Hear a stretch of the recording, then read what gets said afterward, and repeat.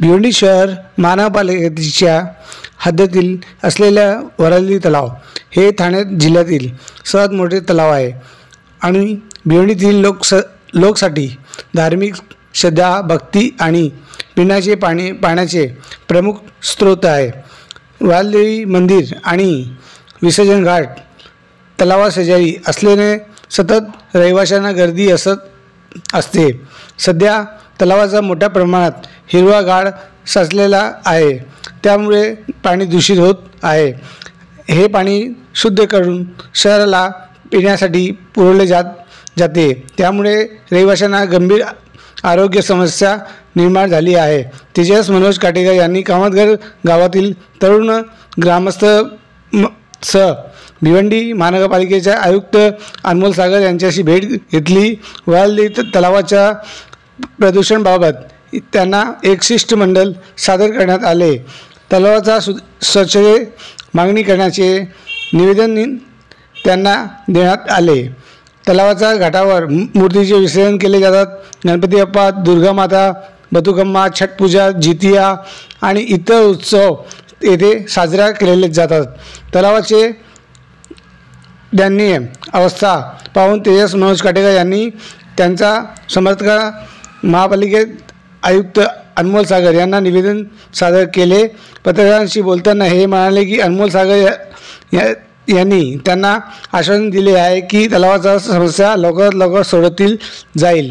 तेजस मनोज काटेकर म्हणाले की जर काम वेळेवर झाले नाही तर जन आंदोलन सुरू केले जाईल. अनमोल सागर यांनी आश्वासन दिले की 1 ते 1.5 महिन्यात ड्रेनेज आणि सर्व्हिसेस पाणी बंद केले जाईल.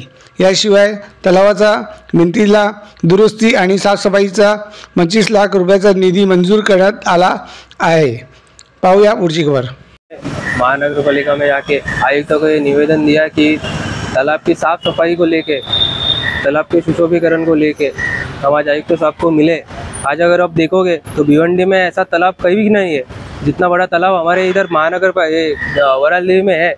वरालदेवी तालाब ये लोगों के श्रद्धा का, आस्था का सवाल है.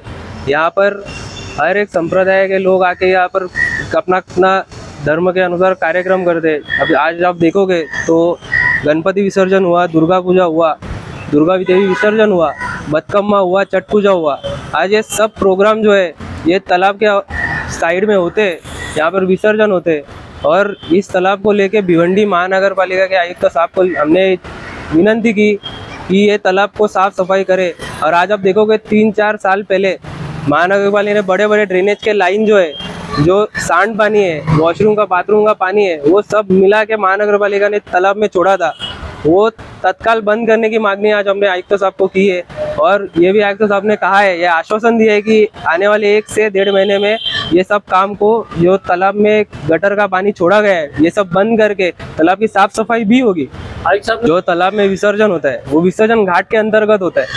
जगह जगह पे घाट बनाए थे, तो घाट का जो परिसर था उसमें ही विसर्जन होता है. वरना डायरेक्ट तालाब में विसर्जन नहीं होता है. और जो विसर्जन का मुद्दा है, तो विसर्जन तो जब इससे तालाब है तब से हो रहा है, लेकिन आज तक इतना गंदा पानी नहीं हुआ.